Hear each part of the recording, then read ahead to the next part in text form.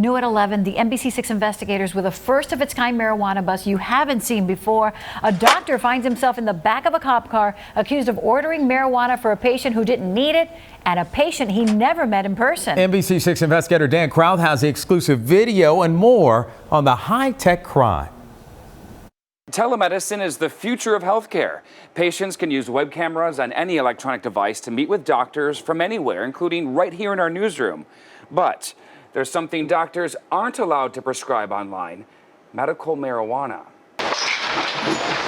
Undercover video shows just how easy it can be to walk in and get marijuana without having a medical problem. Hello, I have a appointment. Watch as this patient is taken to the back room of a Pembroke Pines doctor's office. He wants a medical marijuana ID card. He's not seated in front of a doctor. He's seated in front of a computer. Hey Doc, how's it going? On the other end, Dr. Tommy Louisville on his cell phone. Well,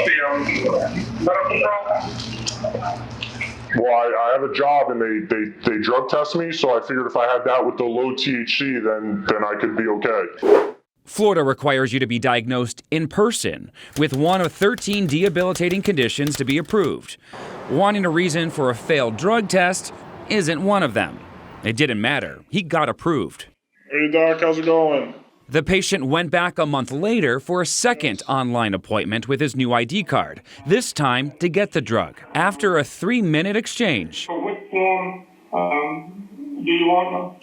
The vaping? The vape pen? No physical exam, no medical reason given. Okay, all right, I'll put that in right now. What the doctor didn't know, that patient was an undercover Pembroke Pines detective, and police were recording the video doc on undercover video. He didn't realize it until being brought in for questioning. So you meet with the patients via telemedicine, not physically in person? Mostly, yes. Okay. All right, but the statute requires that it's done in person? That's what the statute says. The NBC6 investigators met with the doctor in person before. I'm a marijuana doctor. We sat down with him when he worked at a different clinic last summer. So you're getting good at weeding out the bad seeds, so to speak. Oh yeah, it's not hard to weed out the bad seeds. He told us then he had to weed out fake patients on a regular basis. Do you ever turn people away? Yes, I have turned. Because why? Their story just don't fit. Police now call him the bad seed. The doctor pleaded no contest to 2 misdemeanor charges, and the Florida Medical Board voted to suspend his license for 2 years. A 2-year suspension means he's lost his practice, basically. It's not the first case like it in the state, but the board chair worries it won't be the last. Certain things definitely require an in-depth examination, and you can't do that via the internet. Now the doctor's waiting for an appointment of his own in court. The man who calls himself the marijuana doc is appealing the medical board suspension.